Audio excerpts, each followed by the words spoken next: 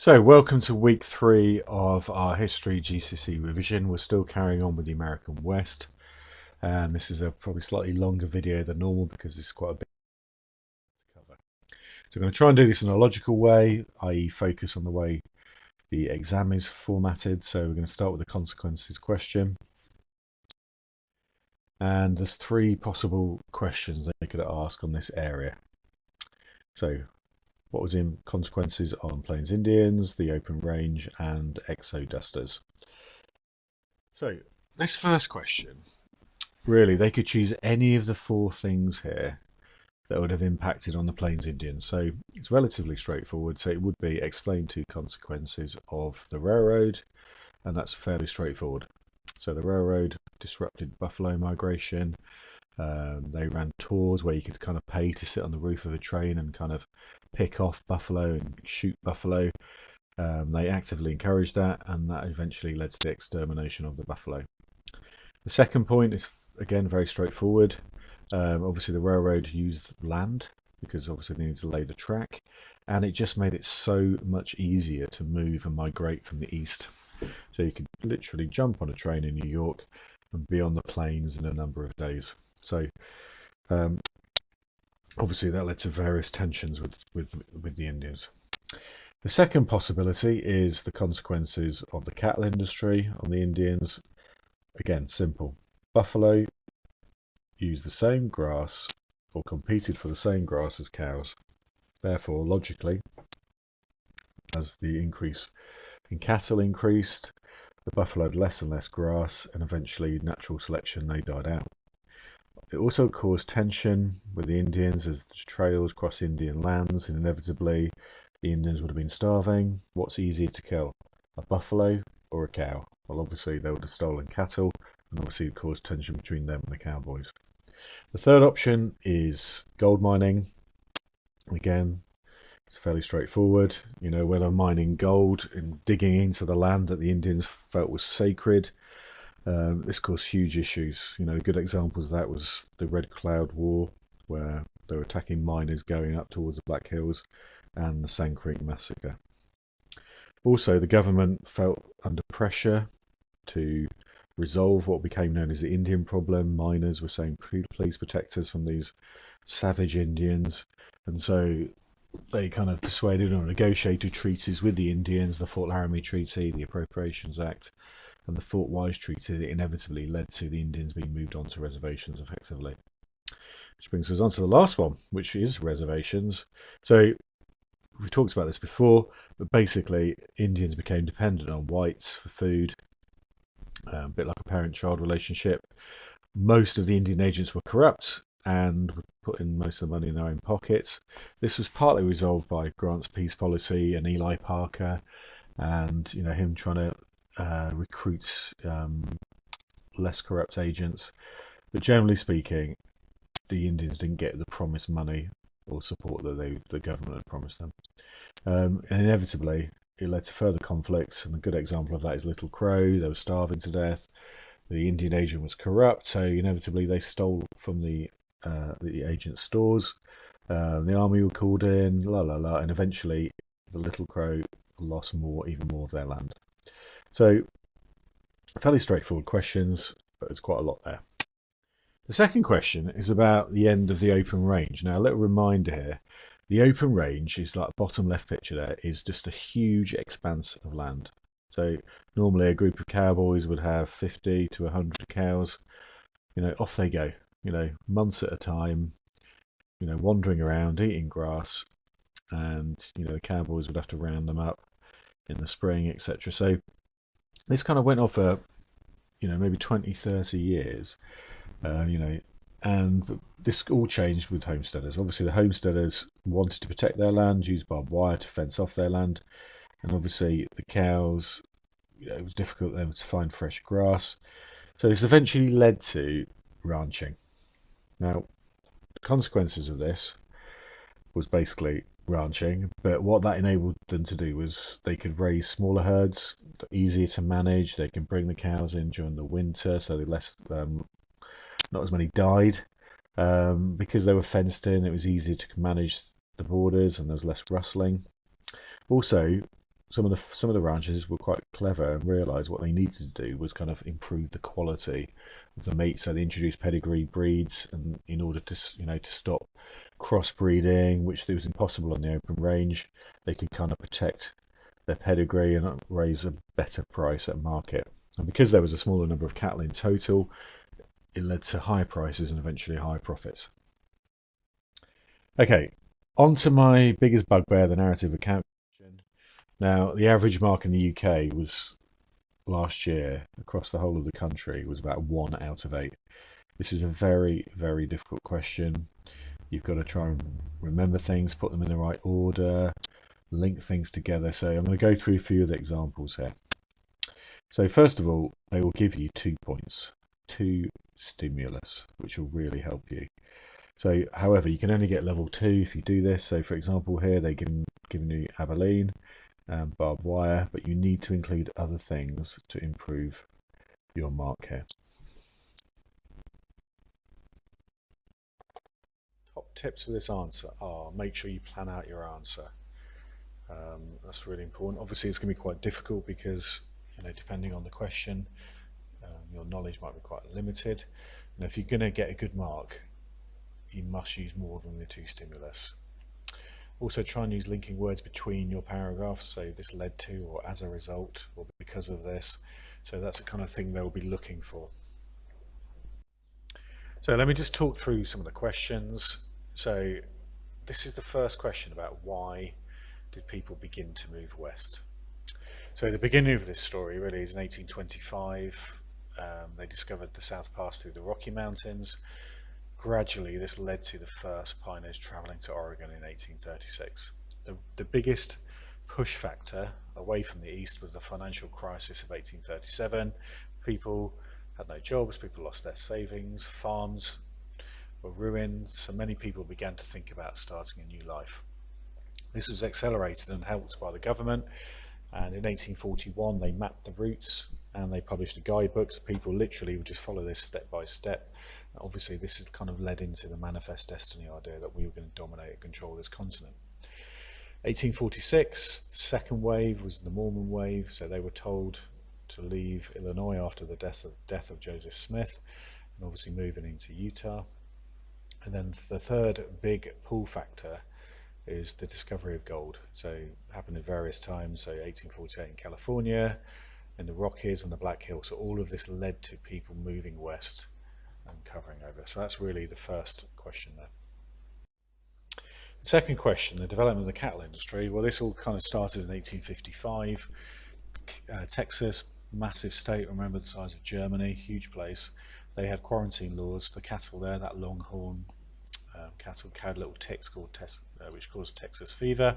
So other states like Missouri passed quarantine laws that blocked Texas cattle from being driven north.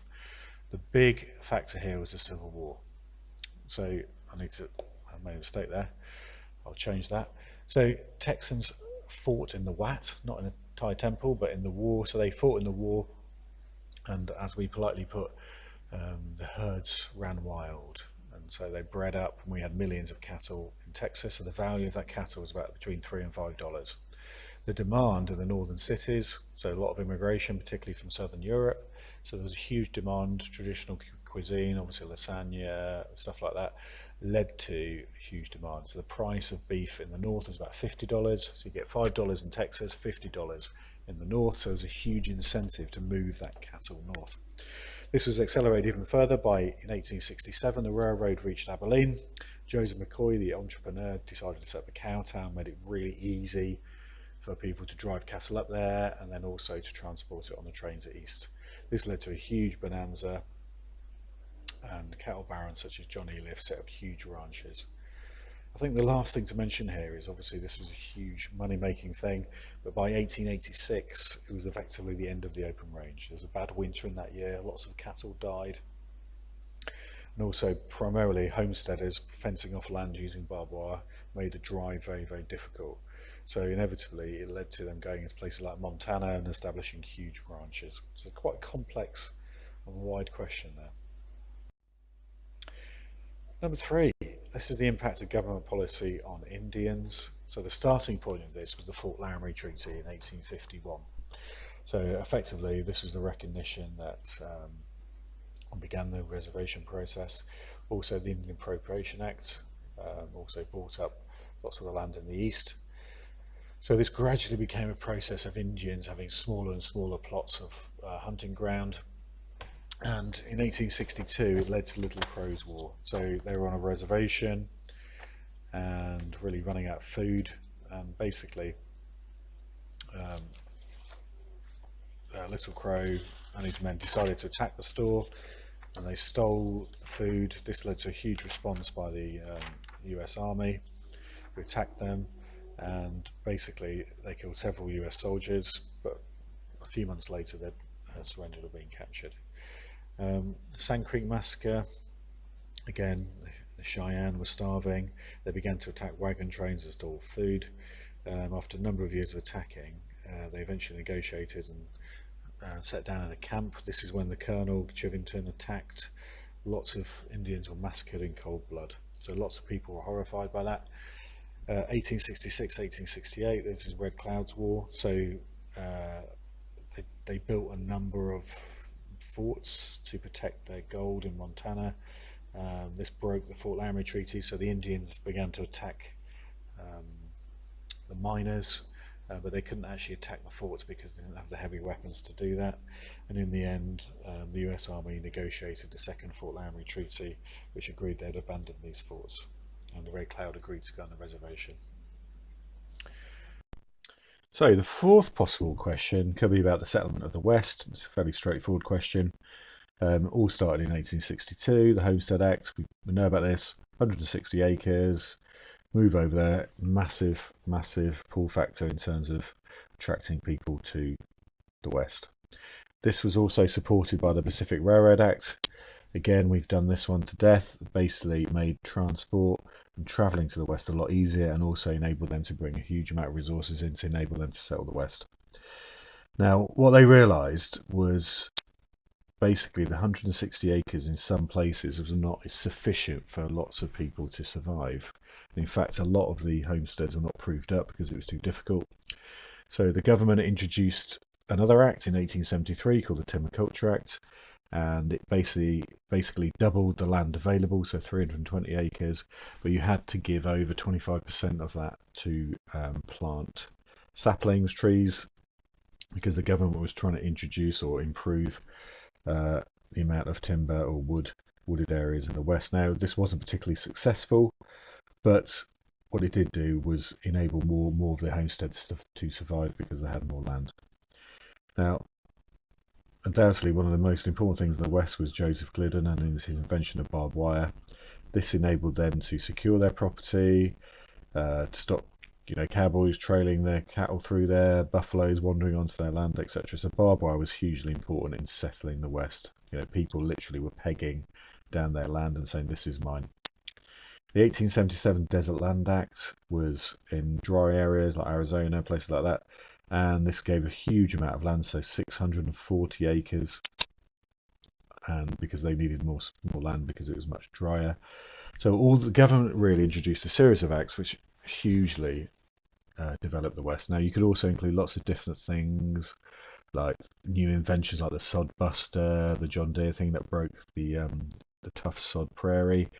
They introduced new seeds from Russia, like the Turkey red wheat, which was able to survive under the cold conditions, and obviously Halliday's windmill. So all of those things hugely increased and improved the settlement of the West.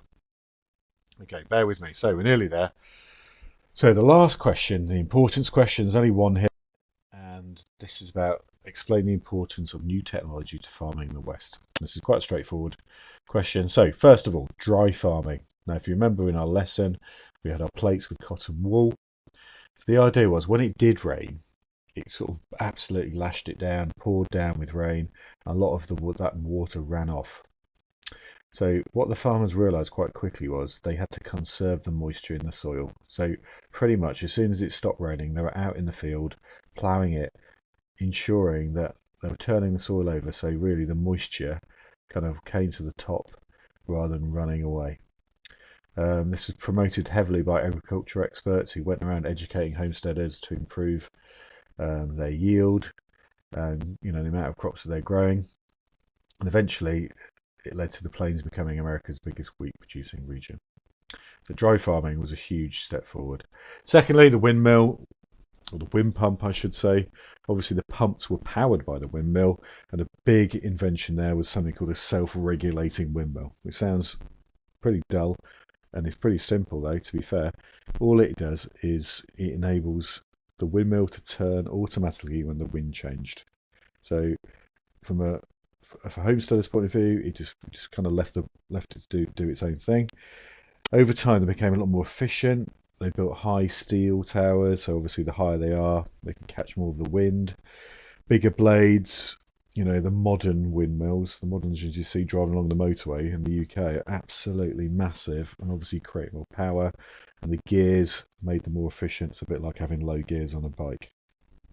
And over time, they just generally needed like an annual maintenance to keep them going, like oiling and that type of thing. So basically that technology got better and better and better, more efficient. Last but not least is barbed wire.